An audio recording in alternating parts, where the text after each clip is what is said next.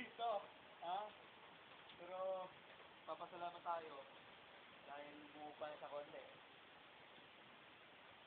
Masayang experience to. First time nangyari to sa church.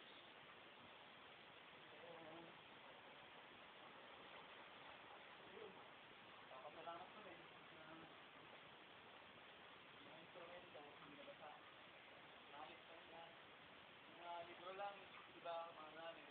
Medyo natado. Pero yung iba, okay naman. Kaso ng lahat.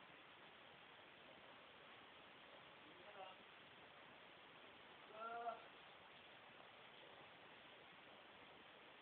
Ano yun, Bert? Lumulog ang Bert.